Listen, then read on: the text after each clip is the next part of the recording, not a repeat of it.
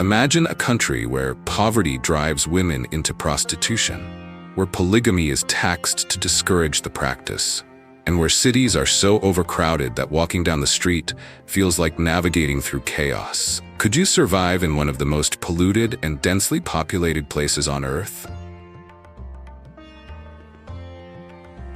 Stay tuned, because what we're about to reveal will leave you stunned. Welcome back to our channel, where we uncover the extraordinary, the shocking, and the untold stories from around the globe. Today, we're diving into Bangladesh, a country often overlooked but filled with extreme contrasts. From social inequality to environmental crises, we'll uncover what life is really like in this unique nation. Get ready for a journey that will challenge everything you thought you knew. Don't forget to like, subscribe, and hit the notification bell so you never miss an adventure.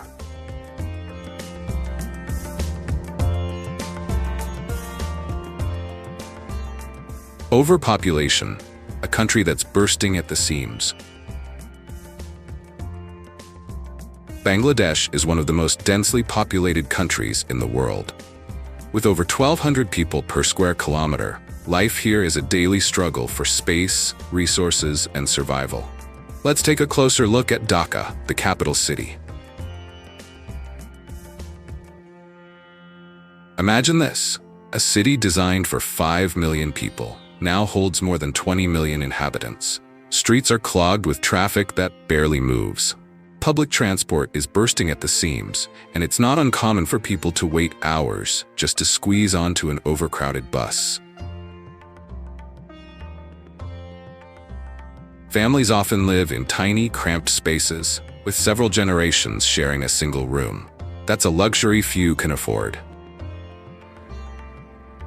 And for the millions living in slums, life is even more desperate. Can you imagine raising a family in conditions like these? But the chaos doesn't stop there. Overpopulation places immense pressure on the country's infrastructure. Hospitals and schools are overcrowded, and public services are stretched to their limits. It's a ticking time bomb with no easy solution. Have you ever felt trapped in a crowded room? Now imagine that's your entire life, every single day.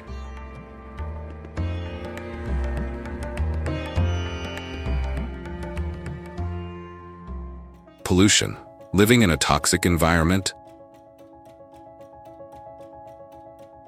When we talk about pollution, Bangladesh is often at the top of the list, and not in a good way. In Dhaka, the air is so polluted that breathing feels like smoking a pack of cigarettes a day. Factories, motor vehicles, and brick kilns pump out toxic fumes that blanket the city in smog.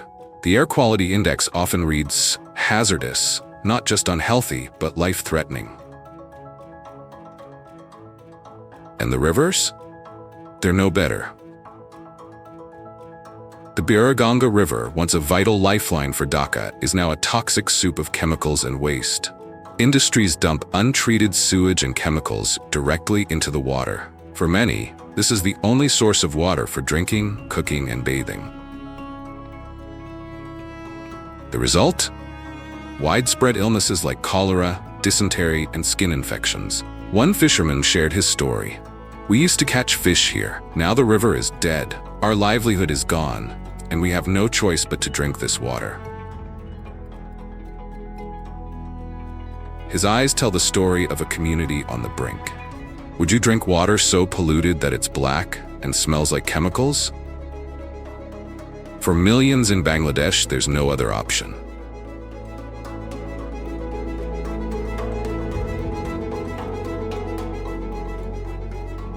Social inequality, the stark divide between rich and poor. In Bangladesh, the chasm between the rich and the poor is glaring, a reality that millions face daily. The contrast between wealth and poverty is so extreme that it's almost impossible to ignore. On one end, towering luxurious skyscrapers shimmer in the sunlight, housing families who live lives of unimaginable comfort. They live in palatial homes, enjoy world-class healthcare, and send their children to elite private schools. On the other side, millions of people struggle to make ends meet, living in overcrowded slums, some of which have poor sanitation, limited access to clean water, and inadequate healthcare. The minimum wage in Bangladesh is a paltry $95 per month, which is barely enough to cover the basic needs of a family. Yet for many, it's the reality they must accept in order to survive. In cities like Dhaka, this wage is often not enough to pay for transportation, let alone food and housing. The cost of living is constantly rising, yet wages remain stagnant, forcing many workers to endure long hours in factories, particularly in the garment industry, one of the most crucial sectors of the country's economy.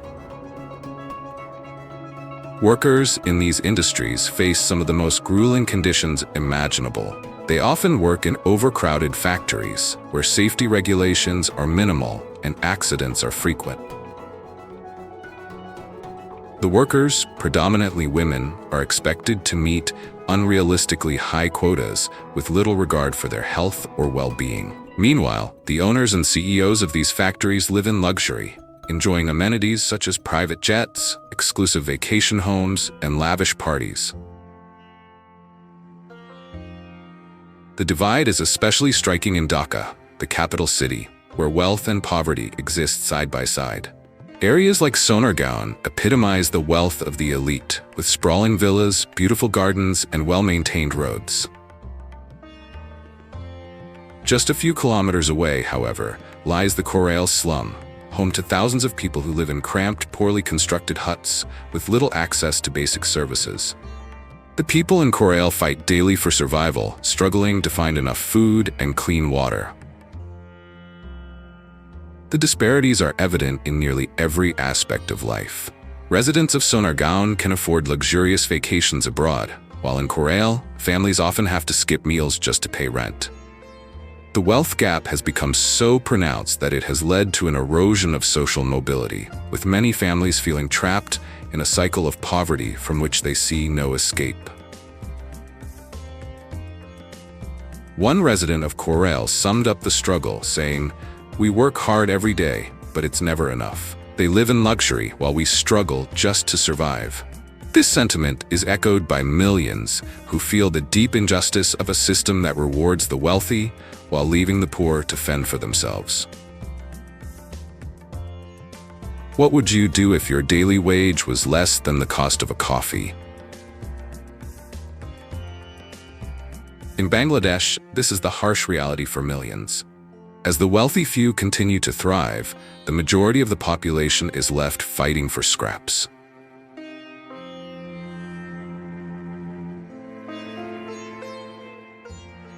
Polygamy, taxed but still thriving. In an unexpected move, the Bangladeshi government has introduced a tax on polygamy, attempting to limit the practice that has deep cultural roots in certain rural communities. In theory, this tax is meant to discourage men from taking multiple wives, but in practice, it has failed to make a significant impact. While polygamy is technically regulated, with men allowed to marry up to 4 wives, the law does little to address the complex societal norms that make polygamy an entrenched tradition in many parts of the country. The tax system is quite straightforward. For every additional wife a man marries, the tax increases. However, this financial penalty does little to deter those who view polygamy as a way to assert social status or maintain family power. In rural areas, where traditional customs are still deeply ingrained, men who have multiple wives are often respected and seen as symbols of wealth and influence. It's a deeply patriarchal system that keeps women in a state of subjugation. For the women involved in polygamous marriages, life is often a battle for attention, resources, and dignity. They must contend with not only the emotional toll of sharing their husband, but also the practical struggles that arise from limited resources. Food, money, and even affection are often scarce, with each wife competing for her husband's attention and the financial support he provides. In these households, jealousy, resentment, and tension are common, as the wives vie for the same things: food, money, and love. One woman, a mother of 3, shared her experience. "My husband has 3 other wives. We compete for everything: food, money, even his time. It's exhausting, but what choice do I have?" Her words reflect the harsh reality of life in polygamous relationships, where women's roles are often relegated to caretakers and childbearers, with little say in the decisions that affect their lives. In rural areas, polygamy is often a matter of survival, especially for women who may feel that having multiple wives will provide financial security in an environment where single women have limited opportunities. Yet, despite the challenges, some women continue to tolerate the practice, as they see no other way to secure their place in society. It's a difficult existence, where the value of women is often diminished in the face of overwhelming patriarchal traditions. While the government's polygamy tax might appear progressive, it has not been enough to dismantle the deeply embedded societal structures that perpetuate this practice. For many, polygamy is more than just a legal issue. It's a cultural norm that is deeply woven into the fabric of rural life. Could you imagine sharing your spouse with 3 others? For some women in Bangladesh, this is not just a nightmare, but a reality they've learned to endure, one that continues to shape their lives and families.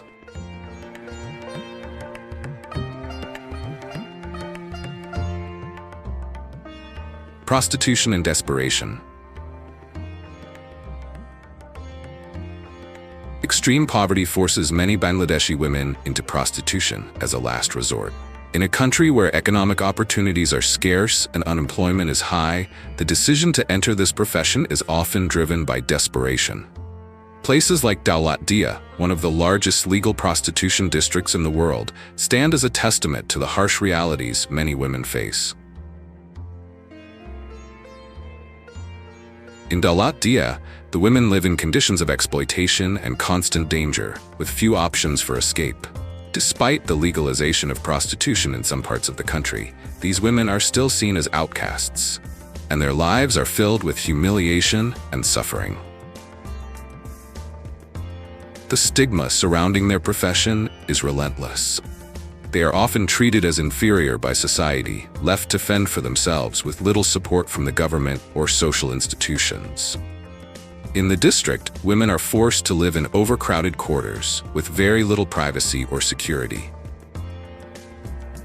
Many are exposed to physical abuse, violence, and sexual harassment, and they have no recourse for justice because the system is stacked against them. One woman from Daulat Dia shared her painful reality. "We're invisible to society. People use us, but they look down on us. We're just trying to survive." This sentiment echoes the experiences of many women in the area who feel dehumanized by the system that forces them into this life. In Daulat Dia and similar areas, these women are trapped in a cycle of poverty where survival becomes the primary goal. They face constant discrimination from society, who view them as moral outcasts, despite the fact that they are simply trying to provide for their families. In many cases, these women have no other way to earn an income. The lack of education, limited job opportunities, and the fear of being labeled as immoral or ruined keep them in this cycle. This grim reality highlights the deep social inequalities that exist in Bangladesh and the lack of resources for those at the very bottom of the economic ladder. What would you do if selling your body was the only way to feed your family? For many women in Bangladesh, this is an option. They simply have no choice.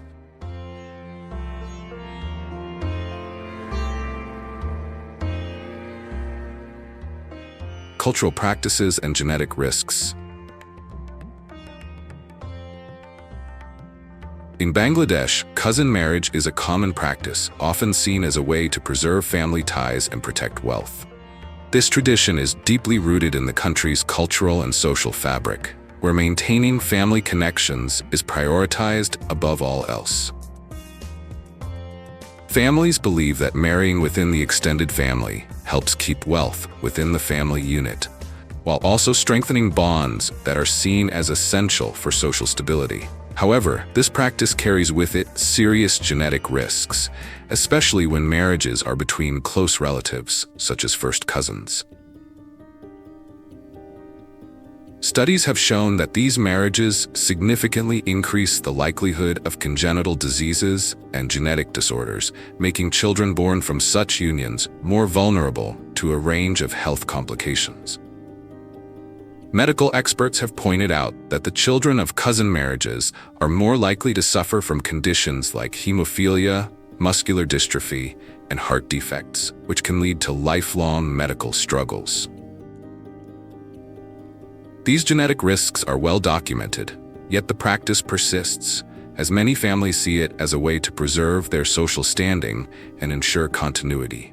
Despite the warnings from health professionals, the desire to maintain family wealth and influence often outweighs concerns about the potential health risks to future generations. For many families, the belief that marrying within the family provides security and stability is so ingrained that the long-term health consequences are seen as secondary. The burden of genetic diseases places a heavy strain on families already grappling with poverty and limited resources.